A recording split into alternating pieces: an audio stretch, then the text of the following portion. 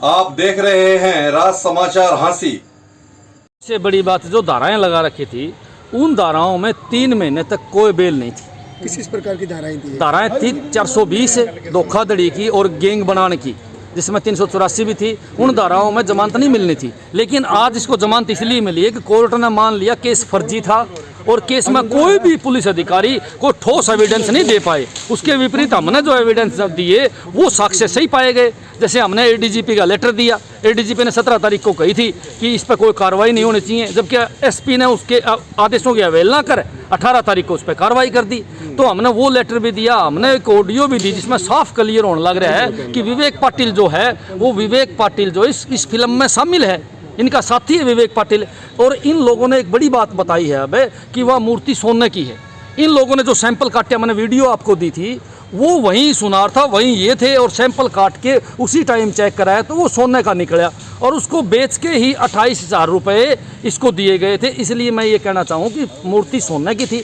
एक बात मैं सरकार से साफ कहना चाहूँ कि भाई किसी का विधायक का एरिया है, उस विधायक के एरिया के अंदर खुलेआम अधिकारी भ्रष्टाचार करने लग रहे हैं। हर रोज़ किसी के ऊपर रिश्वत का आरोप लगने लग रहा है, किसी के ऊपर भ्रष्टाचार का आरोप लगने लग रहा है, किसी पर किस प्रकार का आरोप लगने लग रहा है। वो बीजेपी के विधायक क्यों सोए हुए हैं? सरकार उसको क्यों नहीं डांट मारती? सरकार उस पर क्यों नहीं एक्शन लेती? सरकार से क्यों नहीं कार्रवाई करती भ्रष्ट अधिकारियों की, जिस पर हमारे जैसे निर्दोष लोग रगड़े जाएं? अब सारी दुनिया के सामने बबलू का मामला आया कि बबलू को किस प्रकार प्रताड़ित किया, किस प्रकार पुलिस प्रशासन ने बबलू के ऊपर झूठा मुकदमा दर्ज कराया। इससे ये साफ जाहिर हो है कि हरियाणा पुलिस के अंदर भ्रष्टाचार चरम सीमा पर है। सबसे पहले हरियाणा सरकार को इस भ्रष्टाचार का इलाज करना चाहिए। मैं मानता हूं कि अगर पुलिस भ्रष्टाचार मुक्त हो जाए तो पूरा प्रशासन भ्रष्टाचार मुक्त हो सकता है, लेकिन खट्टर साहब केवल और केवल जीरो भ्रष्टाचार टॉलरेंस की बातें करते हैं, भ्रष्टाचार खत्म करने का काम नहीं करते। मैं हजारों उदाहरण सीएम साहब को देने के लिए तैयार हूं। सबसे बड़ी बात, बीजेपी के कोई भी नेता का बयान अभी तक नहीं आया। इतना बड़ा कांड हो गया,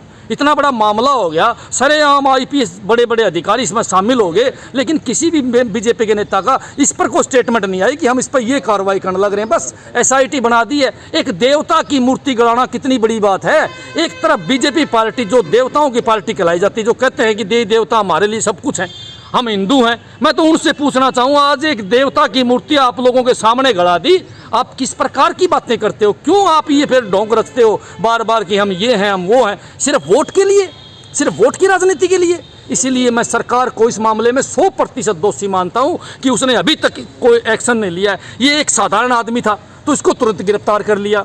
पुलिस के अधिकारी हैं और नेता लोगों के लिए अलग कानून होता है, उनकी पहले जांच होती है, सालों तक जांच चलती है और फिर उनको गिरफ्तार करते हैं। सबसे बड़ी बात यही है कि आम आदमी के लिए कानून अलग है और नेताओं और अधिकारियों के लिए कानून अलग है। इस प्रदेश के अंदर भ्रष्टाचार चरम सीमा पर है और इसके उदाहरण हमारे पास हैं और सबूत भी हैं। और न्यायपालिका ने दूध का दूध और पानी का पानी करा, इसलिए बच गया। एडीजीपी साहब की मैं प्रशंसा करना चाहूँगा कि एक ईमानदार अधिकारी है। अगर सारे अधिकारी इस प्रकार के हो जाएं तो भ्रष्टाचार की जीरो टॉलरेंस हो सकता है। मुख्यमंत्री जी और आपके नेता अगर ईमानदार हो जाएं तो भ्रष्टाचार जीरो हो सकता है। मैं तो कहूँ हास्य के विधायक से पूछो आप जाके, भाई आप लोग क्या करने लग रहे हो? आपका काम क्या है?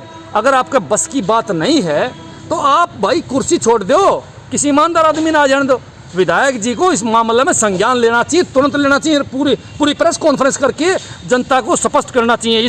ये आदमी जो मेरे पास आया, इसको जाना चाहिए था विधायक के पास, विधायक ने इसकी मदद करनी चाहिए। अगर किसी की मदद करेगा और देश को पता चलेगा तो वे लोग मेरे पास क्यों नहीं आओ, फिर विधायक के पास जाओगे, क्योंकि पावरफुल वो है, उसके हाथ में शक्ति है। मैं तो कहूँ कि न्याय उसने इसके साथ करना चाहिए था और ये एक अन्याय होया है जो गलत है। मनोज जी, ये जो मूर्ति गलाई है, क्या ये वापिस भी आ सकती है? 100% आ सकती है। अगर प्रशासन ले आना चाहे, सरकार ले आना चाहे तो मूर्ति 100% वापिस आ सकती है।